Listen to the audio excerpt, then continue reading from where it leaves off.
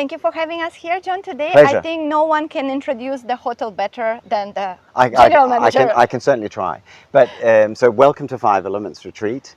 So this little beauty was created in 2010, and gradually over the years we've expanded it, and we've really poured it into its second sort of phase and second part of life. But a lot of the original visions, when it was created, we have kept, and we will continue to continue, and look, always continue to improve, but always sticking to the foundations of what this property was built, and that vision that the founders, that Kiko and Lara had, and how they saw this property being part of an ecosystem, but also being an eco-friendly property. And the more we try that, I think the better things become, because more guests, travelers are now much more responsible and are now seeking that experience. And I think, you know, if you continue to push that and show that, but it's that balance between luxury and giving that right experience. So where we are now is called the Sacred Space. And the Sacred Space is quite unique, because it was originally, when they built the property, this was originally the front desk. And the front desk was meant to be here. But what's totally unique in this space is that it has magnetic fields below it. Which means, of course, that a compass will have difficulties in measuring where you are, because the compass, basically, or the magnetic fields. So what you find in here is that if you stand in the middle and you take a pendulum, then the pendulum will start swinging around, because everything here relates back to Hinduism, relates back to the spiritual part of Bali. John, could you please share a little bit about your background and what was your experience before you joining the Five Elements? So I often say to guests, because guests will often ask me, you know, so where do you come from? Because they listen to my accent and they think, oh, where does this guy come from? So I say I'm a man of mystery, because I have 3 passports. So I grew up in Copenhagen in Denmark. My father was Danish, and my mother was English. So we all had a Danish. We were born in the UK, and then we grew up in Copenhagen. So we all had English and Danish passports. And as a child, I always thought it was quite cool, you know, to have 3 passports or 2 passports.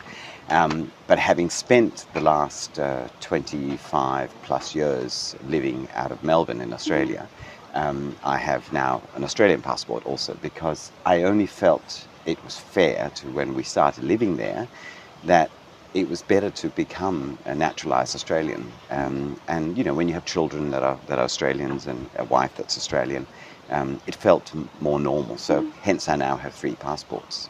I started my life in hospitality, and I always say as a very young child, because I had a father who loved traveling. So we would always travel, and I was very fortunate that my father always liked to stay in nice hotels. So hotels for me became sort of just part of my way of life. And the funny part is I'd never thought about working in a hotel in my life until I was probably in my late teens, and I had left school and had left the army, and I was trying to figure out what I wanted to study. And a friend said to me, you know, you should go and do this travel course, because I think you're ideally suited for that world. So I completed the tour guide course, and was then called up one morning and said I was going to go to a place called Madeira. And Madeira is the little island off Casablanca. And I remember thinking to myself, where? But, you know, you pretend, of course, oh yes, I know where that is.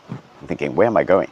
I went into the office, and they talked through when I was going to leave, and that really started my journey into hospitality.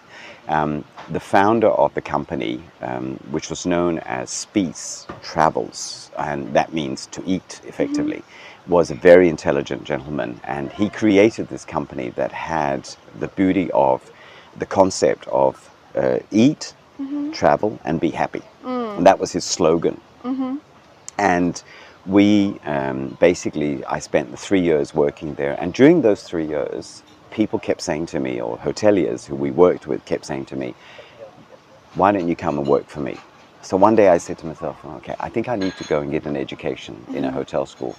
And I asked a few people, and they said to me, go and get an education in a hotel school. And I did the traditional hotel school in Switzerland. And then I really started exploring. Then I went to Korea, and then I worked probably in the more traditional hotels of the Mandarin Orientals, and joined Hyatt in Hong Kong, and spent nearly 10 years with Hyatt. And after the amount of period, I kind of came to the point where I needed to seek other things. So I ended up working in Australia for the big golf management company. We ran golf courses. I ran a big catering company. So I was always involved in hospitality, but I think a lot of it was about trying to go outside the square and explore and strengthen my own sort of knowledge. And in 2014, I ended up going to Shanghai and spending 3 years working for Roches and Blue Mountains, the hotel schools, who were owned by the same company. And I loved working in education. I thoroughly enjoyed it. I have to accept and admit that after the first 2 months, my boss, Sasha, said to me one day, he said, so how are you going? And I said, I think I know quite a lot about food and beverage and restaurants, but I said, I had no clue about education. And he said, don't worry, I'm going to teach you. And so that started really a journey of going into education and really understanding how education worked. And I took a diploma in education. I got pretty intense into it. I did a program so that I could teach properly. Because there's a lot of psychological stuff and pedagogic movements and understanding how children learn. And after a while, I did that for about 4 years. I did 3 years in China, and then I spent 1 year in Melbourne setting up a master's program. And then Fivelements sort of came along, and I'd met the founders of the business and saw a great opportunity in this business to really evolve the business and to really take it over and run it in a more maybe professional way, and to really run it in a more structural way, because in the end of the day, it's a business like any other businesses. Right. But I thought it had a lot of great opportunities and backbones. What were you teaching in? Oh, so my first job when I started it at La Roche in Shanghai was what was known as the practical program manager. So it's an academic term, and a practical program manager really runs the practical aspect of education. So that is food and beverage, the culinary aspect, it's housekeeping. So anything that we do in a hotel environment where we're using our hands. And so we set up the program. So the program had been running for about 10 years when I arrived, but the program really didn't work in my opinion. And having been to the same school in Switzerland, I kind of thought I knew how I got educated. So I questioned it a few times, and then one day I said to my boss, Sasha, I said, this doesn't make sense how we've got the program aligned. I explained it to him, and he says, yep, that's fine. And I'd been to Switzerland also then from some months before, and I'd seen them, and I said, no, this doesn't work. And then literally from one day to another, he thought about it, what I was saying, and he said, okay, let's put the plan in action. So we actually changed the whole program. Oh, wow. And into a practice. Yeah, so it was a huge job, but I got all the teachers on board, and everybody agreed that yes, these were the right changes to make. And look, they still run it in the same way now, so it must have worked in some way. There must have been a bit of logic thinking behind the brain, but it was beautiful to then execute, and it was a wonderful experience. I mean, I loved being there. I suddenly found another why, and I always talk about the golden circle, about what and how and why, what we do. And I really realized that I really loved doing what I was doing, and I loved seeing young people being educated, and the school had great resources and a great brand in both Roches and Blue Mountains. And yeah, I mean, I still am in touch with it, and I still think when I get old, I say that now, then I want to go back and probably teach, because I think all of us in hotels, we have so many years of experience. We have so much to give, and we have so much to teach. But unfortunately, when we are working, sometimes we don't have the time to actually really give that education. So, you know, I think it's a wonderful opportunity. And teaching is not so simple. No. I've seen a lot of people come to hotel schools and say to me, yeah, well, I want to teach. And I go, yeah, but teaching is not, it's really understanding how it works and really understanding how a class dynamics works. So it was something that I loved and I really enjoyed. And I still think, you know, once, for me, this project gets to a point that I prefer to go back to Australia and be with the family much more, then that's what I probably want to go back and do. Do you implement a lot of your educational experience here? Look, I think I try. I try to certainly do that to make sure that the people who are here have much more of an educational thought in their process of developing. Because at the end of the day, everything we do, we have to teach people why we're doing it. And I think that goes from, I mean, the culinary class that you saw was taking place down there, and Chef Tantra is a wonderful teacher.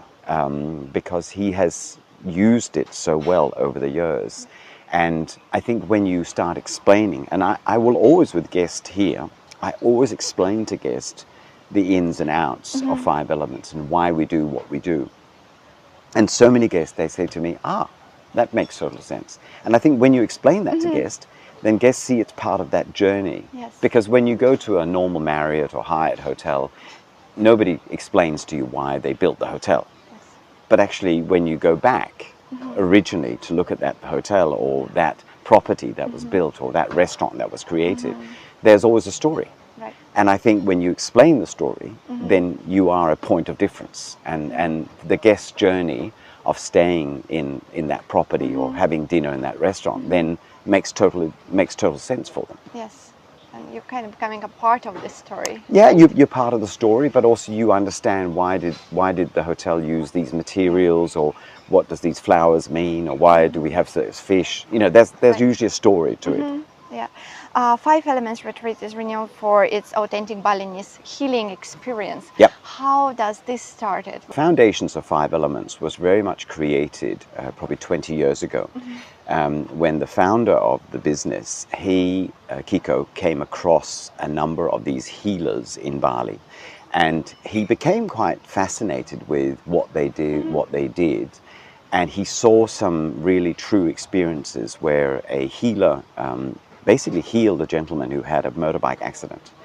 And he, from there onwards, kind of just said, I want to create a business where that showcases the traditional Balinese healers. So when they opened here in 2010, the healing aspect of the business was really an important aspect. And still today, 50% of our treatments in the wellness sanctuary is through healers. And healers are quite unique, and I often get guests who say to me, but what does this healer do? And I say, you have to believe in the power of the healers. And once people experience the healers, then people don't ask any more questions. And I always say to guests also, healers are like specialists. They're like doctors who are specialists. They have powers that very few people understand. But you have to be open to them. And if you're not open to them, then the healer will never work for you. And having experienced a few healers quite a number of times, I'm very open to them, and I have a very open mind. And I believe that it's something that, you know, everybody will encounter. And it's an amazing effect, what they can tell you. And I've seen it on a number of occasions. I mean, I showed you the Watsu pool, the warm pool. And we had a gentleman who had some mental problems for quite some years. And he went through the treatment, and he came out, and he said he felt almost relieved, and like a weight had been lifted from him.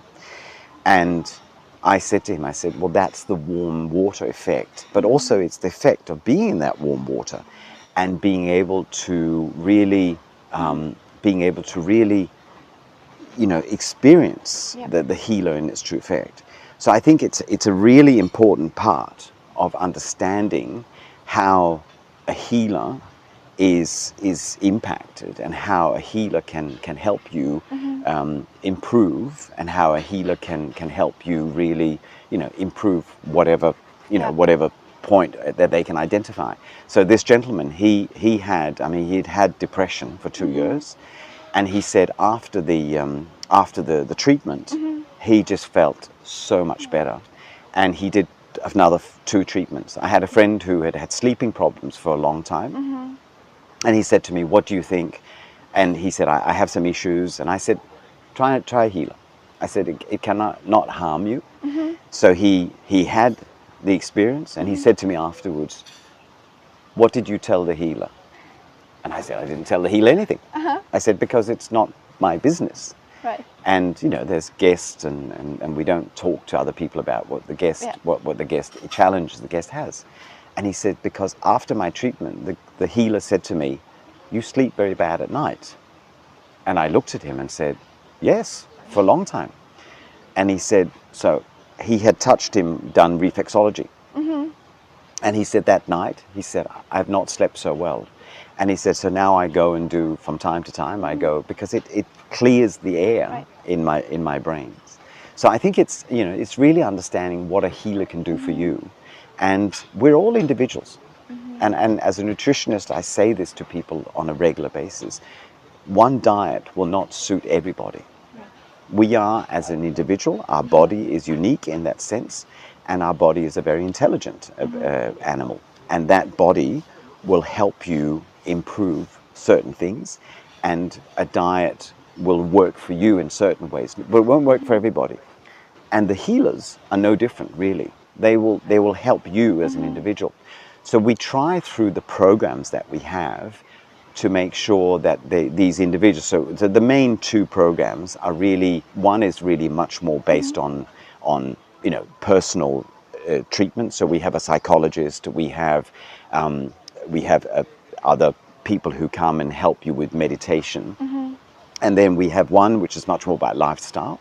And the 2 are rooted in using healers, but the 2 are also rooted in that your lifestyle in terms of your diet needs to change. So the culinary class that's going on downstairs, she is on a program where the guest is learning to probably change their lifestyle in terms of eating. And it's not a matter of suddenly losing 20 kilos or 10 kilos. That's not the point. It's more about creating a better balance in your lifestyle and creating more of a balance within your body. Right. Because it's not a lot of changes that has to take place. It's simply changing your diet in a lot of cases. Or having colonics, so you're getting rid of a lot of your toxins in your body. Where the second retreat is much more aligned about, you know, about the psychological aspects. And often we find that people who have had problems, maybe had a divorce or have lost a relative, they will come. So they do something called embracing change. And people who've maybe had cancer, they will come here and they will do something called embracing change. So we are part of Wellness for Cancer, and the Wellness for Cancer program really teaches therapists how to massage a person who's had cancer. And you know, it's a terrible disease that sadly enough kills a lot of us, and we have all been affected by it in one way or another. Only last weekend we lost a member of staff here to cancer. And so all of us understand that these are the tragic sides of that disease. But a lot of it's also down to lifestyle. So it's really about trying to help individuals who come here change their lifestyle and embrace that change. And once you embrace that change of changing lifestyle and you know, maybe drinking less alcohol, stop smoking, eating more plant-based food, so eating a lot higher vegetables, then you will change your body and you will actually do it for the good. And you know, personal training in terms of building more muscle mass. I mean, muscles are, when we are younger, we don't think so much about. We show to our friends that how strong I am, and it's, you know, a game. But as we grow older, we need the muscles, because as we get into 60s, 70s, 80s, that's when we need our muscles. So I emphasize very much with our guest that, you know, personal training, and you don't have to do it every day, but do it 2 or 3 times a week, is really good for you, because a personal trainer will help you improve your muscles, but you also have to make sure you're improving your lifestyle, how you're eating. And it's really that balance. And if you balance those things out together, then you will probably avoid a lot of the challenges that will come around, because unfortunately, there's no miracle cure for cancer. Absolutely. But what we can try to do is live a better balanced lifestyle and try to eat more healthy vegetables. What we get with fast food through the big fast food companies has no benefits for anybody. There's much too much sugar in it. There's processed food, and it really doesn't do anything for anybody. And we really have to change that mindset of not wanting everything so quickly. We really have to say that making proper food and really, growing it like we do in our garden here, is really about creating that sense of reward, but also that sense of eating slowly and really digesting your food in a right way. Yeah, healing cannot come on the one way. No. Right? So like one big pillar of your business here is a healing experience. Totally, coming totally. from traditional Balinese healing, right? And another part is actually food. Yeah. Right? And nutrition is actually from a big perspective, nutrition is a big pillar, but fitness is a big pillar also, because all those three pillars, and especially the fitness and the health pillar and the nutrition pillar, are two intrinsic things that will last you forever. Right. And it's something that you can do wherever you are in the world. The healing really comes after you've had those challenges. And I think, and that's why I always say to people, this place we call life transformation. So it's a starting point for where you go home and where you continue this. And my wife will say on many occasions to me, "Oh, you always make me go for a workout." And we joke about it. But I don't say it because I want my wife to go and sweat every morning or anything like that. I say it because long term, I know how many benefits it will have for her. Yeah. And I see my kids, and my oldest is a pilot, and I remember running a track in Melbourne called the TAN, the Botanical Gardens, and it's about 4 kilometers. And when he was much younger, I beat him easily. And I think the day I beat him, the two boys, so his brother and he, both looked at me and said, "That's the last time you beat us." And look, it wasn't for me so much about that I could beat them, but it was really more about making them think and saying, I should be beating my father. I'm much younger. But it's also about making sure that those children, and that they take on that lifestyle, and that they really embrace that healthy lifestyle. And look, I have 3 children who've never smoked or anything like that. And it's not because I've ever said to them, you're not allowed to smoke. Because I always say to people who smoke, they will have their own challenges. And I'm not going to tell anybody you can't or you can do. I will try and inspire them not to do it. And I'm not going to tell anybody. And I think I get that from my parents. I mean, my parents used to love to drink great wines. And I remember my brother having too much to drink one evening. And I, as the little boy, said to my father, "Oh, my brother was drinking last night." And he said, "Well, that's his problem, because tomorrow morning he's gonna suffer one with it." Correct. And I think from there on, I actually took that attitude. And for me, it's a mindset. It's just a matter of continuing that mindset. And that's what we really try to inspire our guest here to say, and I get guests who say to me, "Oh, I don't want to eat vegetarian food." And I try to explain to them how good it is for them and what it does. And then usually afterwards, guests will say to me, "Oh, now I understand. Now I understand why." Living food. Yeah. The idea of the living food here. Where do you source all of your products? So everything is local, and it's part of kind of our carbon footprint. But also, we are very lucky in Bali, and as a person who has lived so long in Bali, Elena, you understand this. We grow multitudes of foods from here to Kintamani. So we have a 3,700 square meter of garden that's called the Garden of Peace. And the Garden of Peace was a project that Arthur, who you met, was very much a driver of. And what we really tried to create was a garden that has traditional Balinese way of growing, has the subak system, and really is a beautiful space for guests to walk down into, and emphasizes what Bali really is all about, is growing vegetables, herbs, superfoods, fruits, etc. So let's go for a walk quickly into the garden and explore. We started building this garden in September 2022, and really it became a key feature, has become a key feature of the development. And we use about 40% of the food from the gardens. We sell the food in the markets, and so it has a community sort of aspect. One of the beautiful things we grow a lot of is rosella. Rosella. Oh, wow. And rosella we use in kombucha. We use it in the afternoon tea. The whole philosophy of how the garden was really using the permacultural system, so that you never grow the same in the same spot.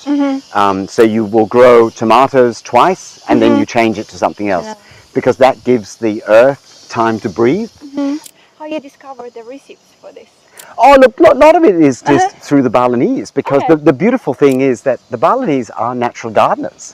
So the Balinese have a wonderful sense of how to develop a garden, and a lot of, so as a group we sat down, we worked with a garden consultant who came in and who we worked with to begin with, and he helped us kind of establish where to grow what. And now we have a gentleman, Pak Amit, who basically helps manage the garden, and his team take about 40% of the vegetables and fruits, and they sell them in the market, and that's how they effectively make their income. But the beautiful part is that this will constantly grow. And we have fish down here, so the animals that live on the river come and grab their lunch. But it's really about creating this environment, and as you can see, the subak runs naturally through the gardens, and again creates a beautiful environment that guests can come down. And we do garden tours, and most times when they do a culinary tour, then the guests will come here. They'll pick up the vegetables they're going to be using, and then they'll make whatever that comes from the garden. So it really uses the farm to table concept in a clear way. I think the most important thing with the food is that where we source it from, that it's sustainably grown, and that the food we get here has a very small footprint where it comes from. Even the coffee that I've been drinking. So that coffee is grown in Bedugul and in Kintamani, and it's processed up in Ubud, and then it's delivered here. So it doesn't go very far. Right. And I think that, and I say to people, if you want to eat meat or you want to eat fish, just make sure that meat or fish is sustainably fished and grown, because at the end of the day, a happy fish or a happy cow is ultimately going to be a lot better for you. And I believe strongly in if you keep that mentality, and we should all be eating, we don't need to be vegetarians 100%, because we need certain vitamins. The nutrients we get out of meat and out of fish are very important for our body. But the important thing is to where has the food and produce come from. And that's a big part of what we do here, is making sure that the growers that we work with, they do it in a sustainable way. It's organic growing. So in the end of the day, the food that comes here has so many benefits for the guest and for the people who are ultimately eating it. And that includes myself. In terms of education, how is your team taking it? Oh, they love it. I mean, I think we have lots of staff here who really embrace that style. The lifestyle. Okay. And in the canteen, we serve mainly vegetarian food. I also accept that the Balinese, their diet is not only vegetarian. So I think it's very important to balance that. And there are certain Fridays where we will serve fish. And I think it's very important to respect the culture that you're in, but also to challenge that culture, because I mean everybody loves babi guling, but it's not very healthy for you. So you have to also say to them and educate them and say, why do we have, sad enough, many cases of cancer in Bali? Part of it is pollution, of course, but part of it is also the diet. So we have to kind of educate them in that sense, not force people, because forcing people never is any success. It's really about educating people and making people eat in a sustainable way, but also making people, when they then eat the babi guling, then they really enjoy it. Where if they eat it the whole time, and in the old days in Bali, that was how you ate babi guling. It wasn't something you ate every day. Yep. It was something you ate at special ceremonial festivals. Yeah, So I think it's really important to again find that balance and just and make sure that they embrace that. Personal wellness, social harmony, and net positive impact is what's mentioned on your website, right? And what's relying mainly on the business model itself. What does it mean for you? So if you go back to the original of Trihita Karana, so being good to God, mankind, and nature, that is kind of our main pillar. So everything we do, so 0.5% of all revenues are given to three main charities. So we support a foundation, an orphanage in Singaraja, where a lot of the staff actually originate from. So a lot of the staff who work here, they come from Singaraja. And so the main yoga teacher, he was an orphan. Well, he wasn't an orphan, but he joined the school because his parents were always having arguments. So he realized that he wanted to actually be away from that. So he joined the orphanage, and there's 2 orphanages that are run by the same organization. And it's wonderful to see the work they do. I mean, they bring up these children in a really well-balanced, they do meditation, they do yoga, they eat plant-based food or vegetarian food, they grow food in a lot of the places that they run, and they really send them to school, they get properly educated. So we support with a certain amount of money every year. We support something called the Bali Children's Project, and Linda and Aaron, who run this project, is really about education. And I suppose I really probably embrace that more than I used to do. But the great thing is this helps children get educated. And through the Bali Children's Project, they have sponsored 100 schools, helping them repair their libraries. And there's a number of people of their sponsors who've been involved in helping. We've even helped a recycling plant where we sponsored money. And we sponsor about 5 children who are able to go to school, who are able to get an education. And you really change their aspect of poverty. So you really change their lifestyle. Right. And then the third project that we're involved in is up in the Kintamani region, and this is a place called Gagalinga. And Gagalinga has a number of tourism projects up there where we've helped sponsor a cafe. They have a coffee project that we've helped sponsor. So it's really about helping the human aspect, the nature aspect, and making sure that those parts of the business really gives back to the environment and society.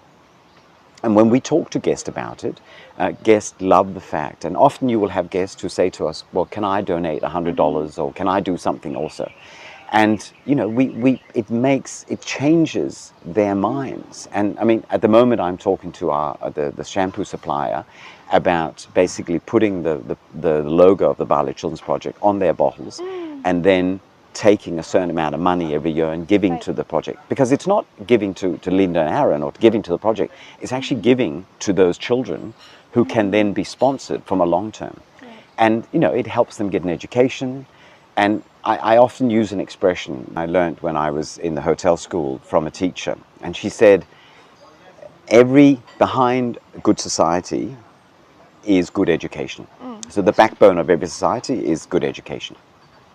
So for me, that helping in the Bali Children's Project means a lot, because we are taking children who will complete an education, which then means they can go and actually get a job as a graphic designer or in a hotel or whatever they want to work in.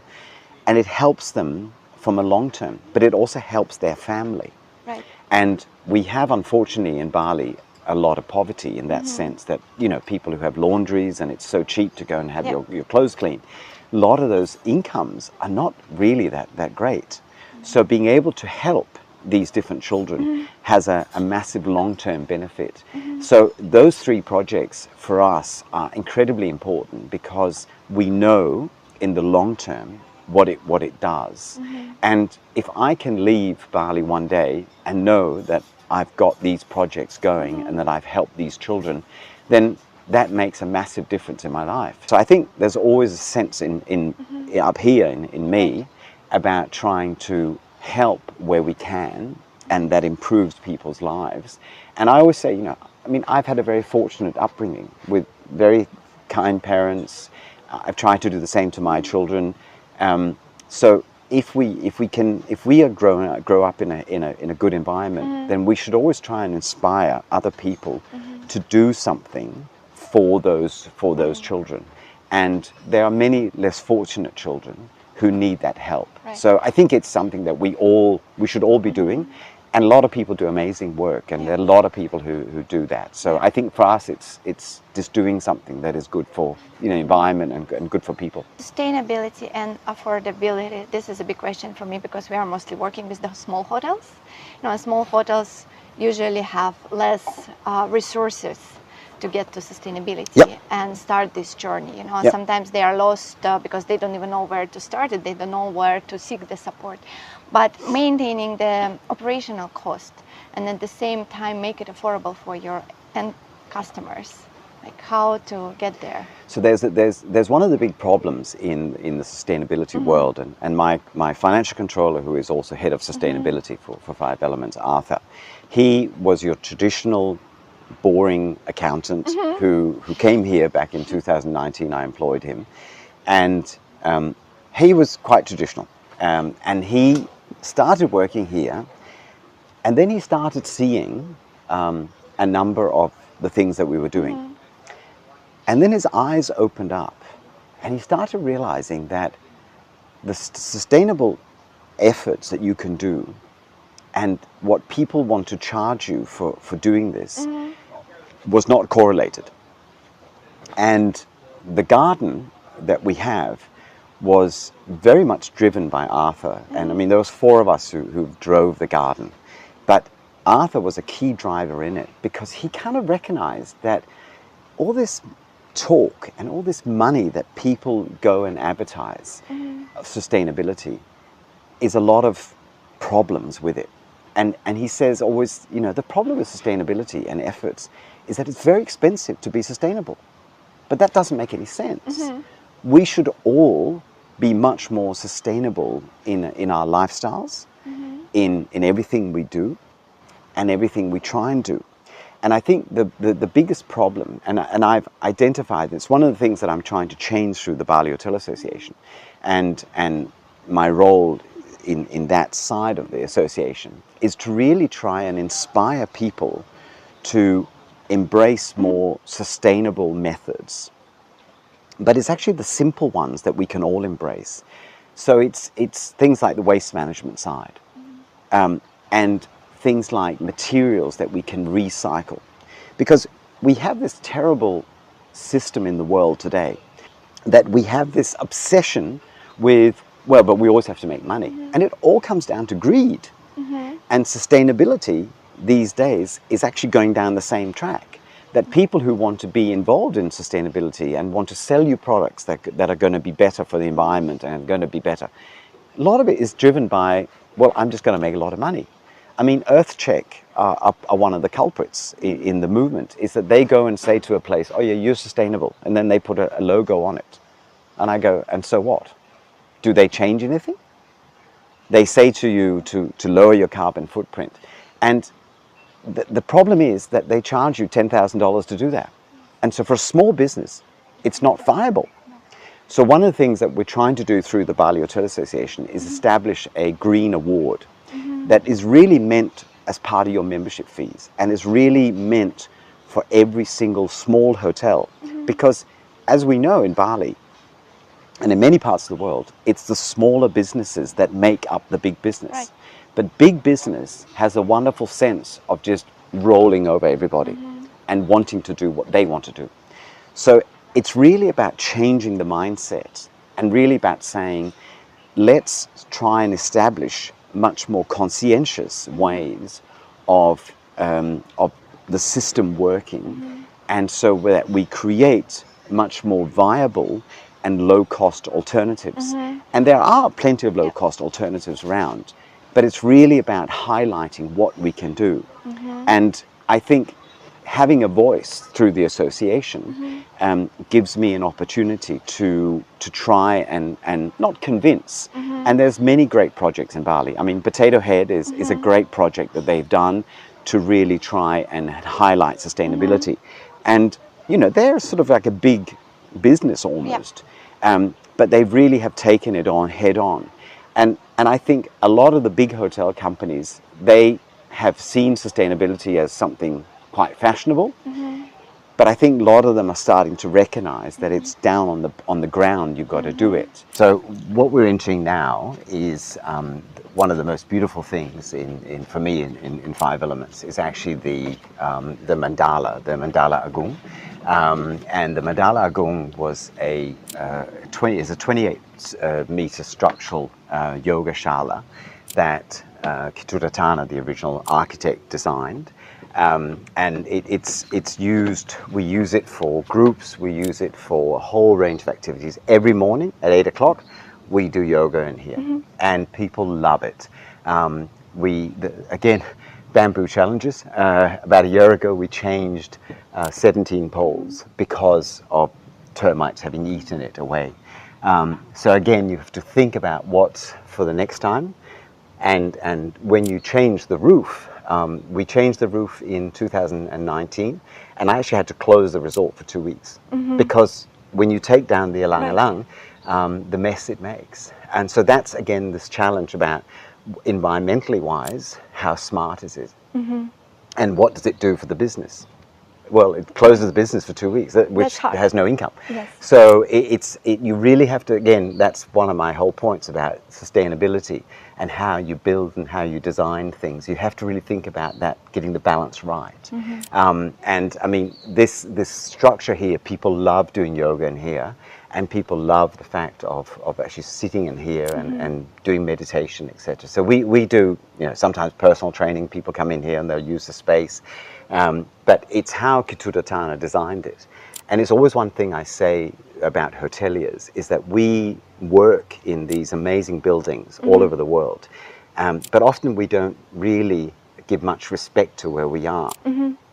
And I did a talk to a bunch of Indonesian architecture students who were from one of the famous universities in Jakarta. And I said to them, as a hotelier, we sometimes never really respect that we are walking around in these amazing spaces. True. And Grand Hyatt Hong Kong, when I worked there, was just this amazing lobby, amazing space that Bob and Oscar Bleedster had designed. And I always remember saying, you know, you've got to be respectful of what an architect and can build and design. And I said to Kituratana, I said, you know, this space is just magnificent. And you know, students and people come in here and they look around the space and they are in awe of what bamboo can build. Right. And I think that's one of the most beautiful things about these spaces. And I think so many of the opportunities really come in that we have to look at alternatives. And as we talked about when we were walking around the property, is if we keep using wood, then actually that's not very sustainable because we're knocking down a forest. What we really need to do is look at eco-friendly methods. So whether it's decking where we are using recycled materials or we are taking bottles that we've used and using them in cement, there are many, many alternatives now that can be used and can be challenged. And governments have to embrace them. Governments have to put in rules. We as a hotel want to make sure that nature and that the environment is being preserved, because that's wellness. You know, wellness starts inside and outside of our bodies. And if we don't have a clear environment, and I often say to people, a place like Ubud or Canggu or parts of Seminyak, we should basically close them from 5 o'clock in the afternoon and really regenerate tourism and restaurants to offer a much better product, because pollution is a problem and it's getting worse and worse.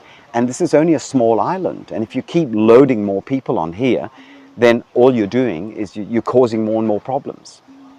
So it's really about, the sustainability does not have to be a big expensive exercise.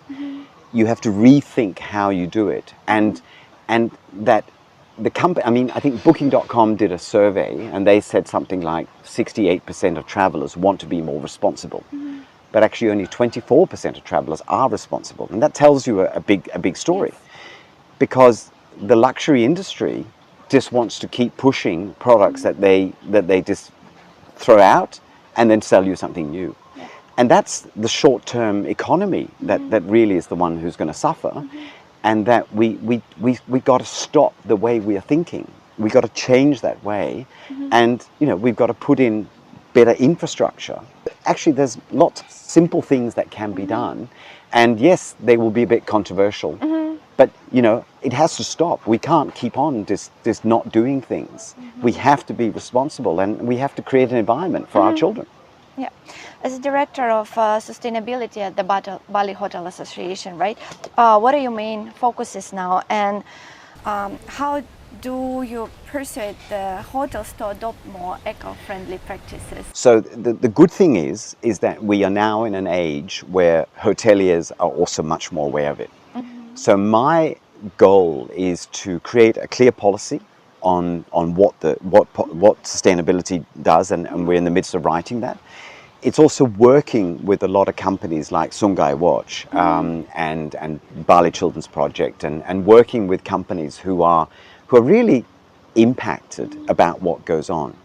And actually through these organizations creating a clear vision of how hotels, because the bottom line is in Fiji, on the island of Madeira, in the Maldives, there is now a clear policy from the government that these islands have to become totally net zero, net zero by 2030, 2035, etc. Where in Indonesia, they talk about 2050. I mean, seriously, it's so far-fetched. So small business or the business community has to push up to governments.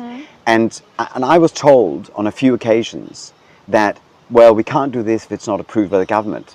And I actually turned around and I said, stop this, it's not approved by the government. The government will never approve anything until you do it. And we cannot afford to sit and wait for the government to say, this is okay. No, we have to push towards them and say, we need to change. And we have to adopt new ways of thinking. There's a great project that is called SOS. And this water, basically what they do is they take salt water. It's a Dutch project. They take salt water and via small trucks, they convert it into drinking water.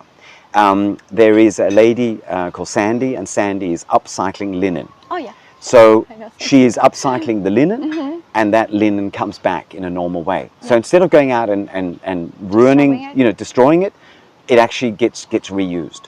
So all these projects is what I want to highlight through the Bali Hotel Association, because it creates an awareness, and what it does is it creates an awareness for the hotelier to say, oh, okay, we can do this. So, and sometimes I'm probably painful for a lot of the members, but it's really important that work of upcycling linen and coming back in a form of linen means that we will then not go and buy new linen. Yes. So I think all these small projects. So my job is to really create that awareness, but also to showcase all these various products that we have, and how people can become much more reliant on new systems. Right. And also about opening the mindset. And I think some owners are wonderful with it. Some owners are very open to looking at new ideas. Some owners are probably more traditional. But again, the more we talk about it, the more we use that platform, the more that somebody will react to it. And as I said before, I think sometimes I'm probably very painful because people go, oh, not him again. But sometimes we have to just keep reiterating the message. And by reiterating the message, we will then keep trying to inspire people to do something, to take action, and to change those small things that can be changed. So I think I've got to use that platform to just keep pushing it, and I'm really hoping that at some point we can start on a green program, so that all the hotels can undertake, especially the small ones, without paying a fortune for it. Yeah. And also that we have various educational methods through trainers here in Bali who can educate a lot of the younger staff. Because I think by educating a lot of the younger staff, this will go back into their villages and this will make them question, why do we do what we do? But at the end of the day, you know, a lot of the waste management problems here comes back to the government and putting that infrastructure in so that the villages can get rid of their waste. And having, you know, recycling systems as we have in Switzerland, as we have in Australia, as we have in most countries. And I'm very lucky growing up in Denmark, where we have an amazing efforts that gets done with using not so much solar panels, but using wind turbines and really being smart about, you know, what we do. I mean, all of those sustainable practices, they're giving a very long-term results. You cannot see the result right now. No, and totally. That's what I think is becoming quite an obstacle for many small businesses, because they do not understand right now, today, why should they pay for that to get some returns in 5-10 years. But this is not only about the returns, right? It's also about like our impact on the environment during these 5-10 years. And I think this become a very like hard question for them. It's like, especially if like we having a lot of conversation with the local owners of the small like guest houses, hostels, small medium businesses, and for them it's like, yeah, why should I do that? No, and that's the biggest problem. Yeah, how can they seek the support from your organization there? Well, I mean, look, we are, at the end of the day, we are an association, so we are there to help members, and there through like things like training exercises, so running courses, and I think it's giving the smaller hotels access to these different companies, and it's also very difficult because you get 20 emails a day from some company who says, I can do this for you, I can do that. So how do you make sense of it all? And so I think in a lot of cases it's really important to try and kind of put all the noise away, and then for an association as us to try and help them on that journey. But also that smaller hotels need to understand of saying, you know, it's a mindset and having a financial, because within the next 2 years, all companies, we understand from the central government, all companies will have to count their carbon footprint. So we count ours now. And that is the starting point where companies realize, oh, I have to do this. It's part of my accounting. It's part of my financial modeling. And creating the carbon footprint and actually measuring it every month. And I think in March we had 43 tons of carbon footprint here. So you take a certain percentage of that, and that you donate to a forest as an example. So that helps you. Every time I fly on an airplane, I always make sure I pay a certain amount to a carbon footprint project. But the challenge is does big business suddenly just want to make it another income stream? And I think that is where business has to change, and the mindset has to change, and saying sustainability, yes, it's okay to make money out of it. I've seen organizations where I've said to them, okay, I want to do this training, and then they send me a quote, and I said, but this is madness. Why are you charging me so much for it? This is not a normal training quote. Oh, but it's sustainability. I go, but hang on. It doesn't make sense. It's doubling of what you normally would charge. And that's the first problem. So people have to understand that sustainability, yes, you can make money, but don't cheat people, and be realistic with it, and be responsible, and it's not just another business. Because I remember hearing the story of one of the founders of EarthCheck, and he many years ago said, oh, I can see how much money I'm going to make from this. So that's the first problem. It's just treated as a money-making exercise. From the goodwill to greenwashing, right? Totally. And that's the biggest problem we have. Greenwashing is you know, so many companies. I walked into a hotel room in Jakarta, in a fairly big company, in a very big company actually, and they had a beautiful video running about sustainability and all the good things they do. But in every single bathroom, there were small shampoo bottles. I stayed in another hotel in Malaysia, and I said to the hotel manager, where does your and they use big bottles or pump bottles in the shower. I said, where does this come from? Oh, it gets made in Italy. I said, seriously? You're sending on an aeroplane you're sending shampoo, water, from Italy to here. Doesn't make any sense. So it's that mindset that people become so fascinated about. But this is our standard. Yeah. But your standard may be this. I mean, we've changed here to use bamboo toilet paper as an example. And you just got to keep exploring and looking at other ways of doing things. And I think, and the cost of the bamboo toilet paper compared to the northern toilet is nothing. The difference is so little. So it's just a matter of how can you keep thinking about using, going against that grain, and how can I use something that is just better value?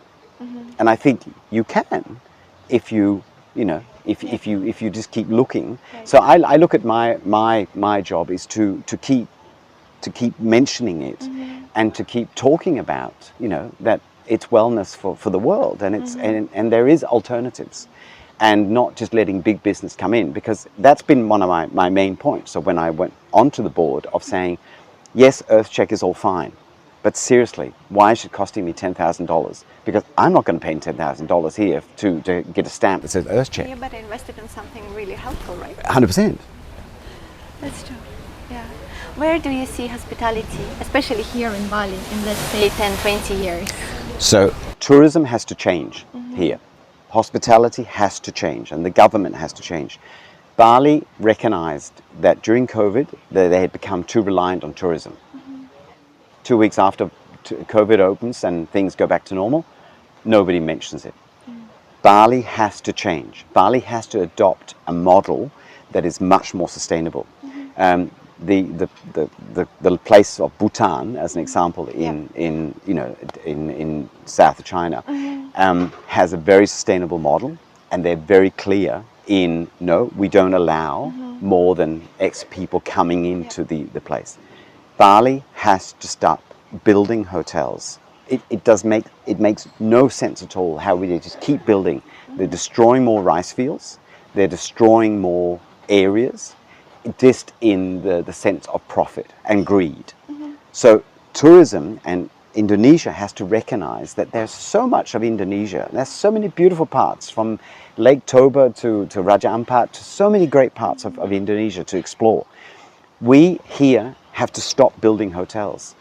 We have to simply say, stop the greed. We do not need another 200-300 rooms in Ubud because Kempinski want to build another 100 rooms because it sounds good for their brand.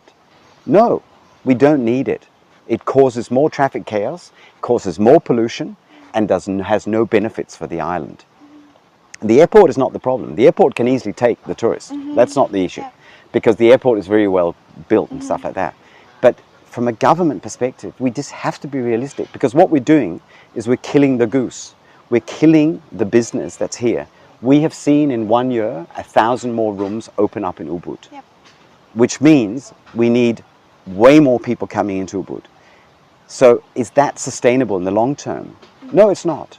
So there has to be a much bigger tourism management plan that says we need to stop building. We need to. Canggu has completely overbuilt. I went to a beautiful exhibition with a Turkish photographer who's lived in Bali, I think, 60 years.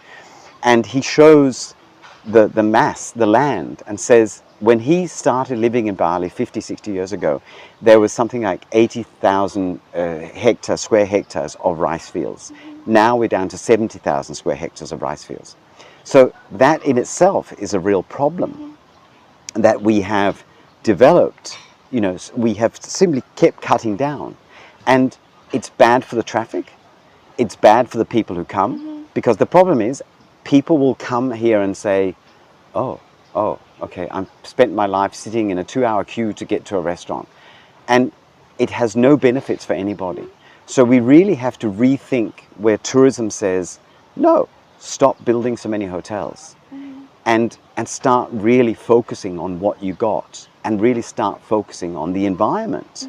And as you stop building, you also then, tourism has a much greater chance to survive, and the rates that you charge in the hotels will, purely by demand, increase.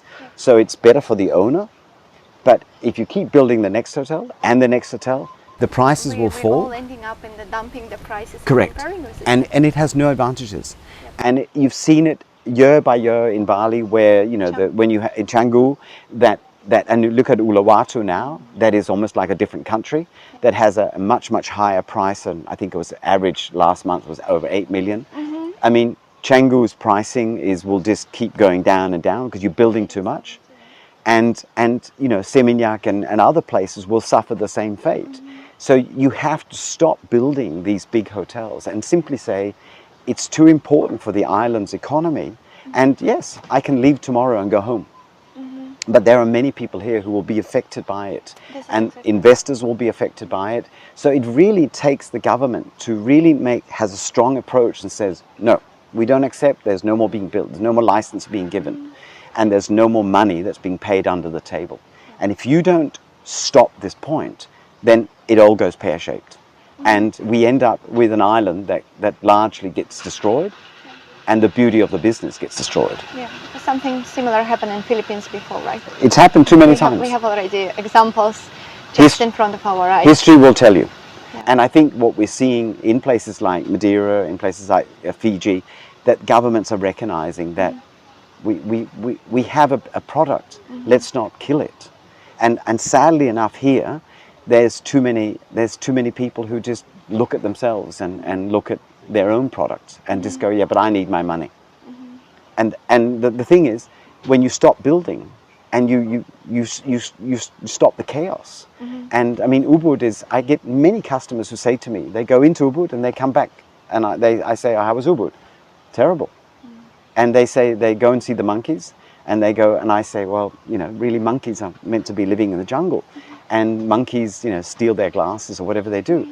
So I think we have to change that mindset that, yes, Bali is very tourism orientated, but we have to cut down on it and say, what we have, leave it, but don't keep building more.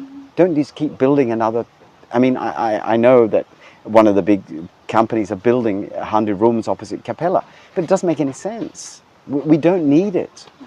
And it doesn't bring anything positive. That's the thing. I feel like, I mean, financial benefits is a one side, but what this place actually bring to the environment. Yeah. Right? And there's no community. And there's no waste management plan. I was with Sungai Watch, and we had 130 members from the Bali Hotel Association who were down helping in the mangroves in Sanua, Nusa Dua, and it was so depressing. I think we picked out over 3 tons of waste and plastic, and it was so depressing to see what we were picking up. And there was 120, 130 people, and it's really depressing. And it's amazing what Sungai Watch have been able to do and upcycling it. But why are we doing the government's job? Why are we cleaning this? Right. Where this is something that people pay tax for. And I mean, if I did that in Australia, there would be uproar. But here we're doing it, and here we think, oh, it sounds good. But actually it's not good. It's bad that I'm there helping, and there's diseases down there, and there's all kinds of problems. Right. So this is where it really needs to stop. And you need to provide solutions to villages, and you need to provide solutions to the island. And by providing solutions, then you will have recycling systems instead of business having to pay for this, instead of business having to fund all these systems. Right. So we as a group, we just have to keep pushing the government to say, stop building more hotels. We don't need it. There's enough. It's enough. Absolutely enough. Thank you very much. Thank you very much for the questions. Wonderful conversation. Thank you for having us in your place. And hopefully somebody hears what we're trying to say, because we all care for Bali. We all love the place, and we all want Bali to survive on long term, not on a short term basis. Yes, because we don't want to leave. No.